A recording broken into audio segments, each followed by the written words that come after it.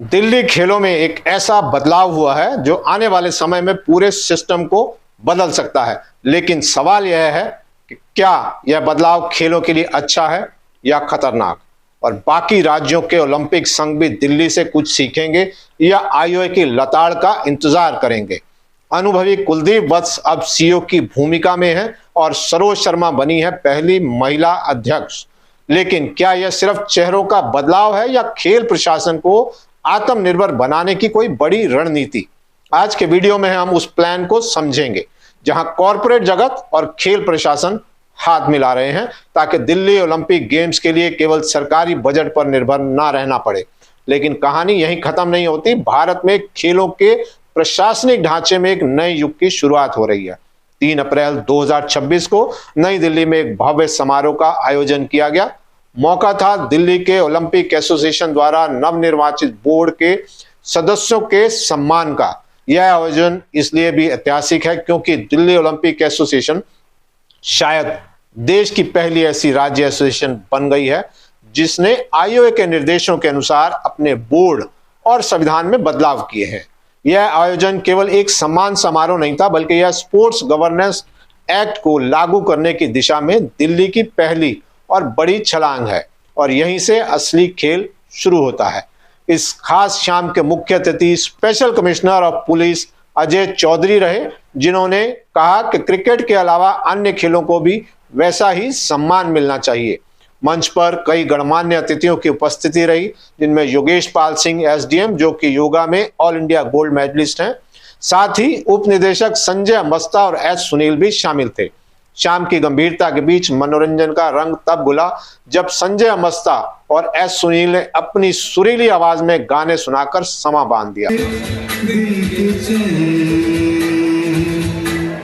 समारोह के दौरान डीएस ग्रुप के डायरेक्टर अतुल जैन को चीफ पैट्रन नियुक्त किया गया है। यह एक सोची समझी रणनीति का हिस्सा है जो साफ संकेत देता है कि डीओए अब कॉरपोरेट जगत को साथ लेकर खुद को वित्तीय आत्मनिर्भरता की ओर ले जा रहा है।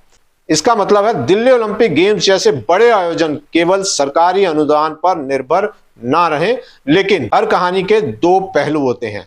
समर्थकों का मानना है कि इससे खेलों को ज्यादा फंड मिलेगा और इंफ्रास्ट्रक्चर बेहतर होगा। वहीं आलोचकों का मानना है कि इससे कॉरपोरेट का प्रभाव बढ़ेगा और क्या ट्रांसपेरेंसी बनी रहेगी। इस समारोह का सबसे गौरवशाली क्षण तब रहा जब सरोज शर्मा को अध्यक्ष के रूप में सम्मानित किया गया। वह दिल्ली ओलंपिक एसोसिएशन की पहली महिला अध्यक्ष बनी है। अगर मैं गलत नहीं हूं तो ओलंपियन दीपा कर्माकर के बाद सरोज शर्मा दूसरी महिला है जो किसी राज्य ओलंपिक एसोसिएशन की अध्यक्षा बनी है।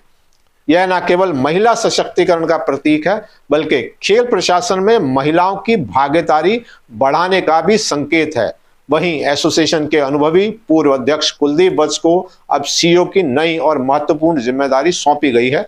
हालांकि कुछ लोग इसे पावर कंटिन्यूटी के रूप में देखते हैं, जो कि शायद सही है, लेकिन इस बात से इनकार नहीं किया जा सकता कि उनका वर्षों का तजुर्बा, उनके संपर्क, उनका नेटवर्क, सरकार और बिजनेस नेटवर्क में उनकी पकड़, राजनीतिज्ञों के साथ उनके संपर्क, यही हैं जो दिल्ली ओलंपिक एसोसिएशन को सशक्त बनाए हुए हैं। कुलदीप वत्स हैं जिनकी वजह से दिल्ली ओलंपिक एसोसिएशन लगातार दिल्ली ओलंपिक्स जैसे इतने बड़े पैमाने पर करवा पा रही है। यह उनके राष्ट्रीय स्तर पर खेल संगठनों और इंडियन ओलंपिक एसोसिएशन में एक वरिष्ठ खेल प्रशासक के तौर पर संपर्क और एक्सपीरियंस है, जिसकी वजह से दिल्ली ओलंपिक एसोसिएशन में कोई आंतरिक झगड़े या गुटबाजी देखने को नहीं मिलती। समारोह में खिलाड़ियों को भी सम्मानित किया गया। एशियाई कबड्डी के स्वर्ण पदक विजेता वीरेंद्र कुमार और अंतरराष्ट्रीय वॉलीबॉल खिलाड़ी नीतू सिंह को भी सम्मानित किया गया। भारत सरकार के स्पोर्ट्स गवर्नेंस सुधारों के तहत आईओए ने सभी राज्य संघों को बदलाव के निर्देश दिए थे। दिल्ली ने इन सुधारों को लागू कर एक नई शुरुआत की है। यह मॉडल अन्य राज्यों के लिए उदाहरण बन सकता है, लेकिन अब सबसे बड़ा सवाल यह है कि क्या यह मॉडल दिल्ली के खेलों को आत्मनिर्भर बना पाएगा या फिर खेलों में कॉरपोरेट का प्रभाव बढ़ा देगा, और क्या खिलाड़ी सच में इसका फायदा उठा पाएंगे? आपकी राय क्या है नीचे कमेंट में जरूर बताएं। वीडियो पसंद आई हो तो लाइक जरूर कीजिएगा, शेयर जरूर कीजिएगा। चैनल सब्सक्राइब नहीं किया तो चैनल जरूर सब्सक्राइब कीजिएगा। अगली वीडियो तक के लिए मुझे इजाजत दीजिए। बहुत बहुत शुक्रिया।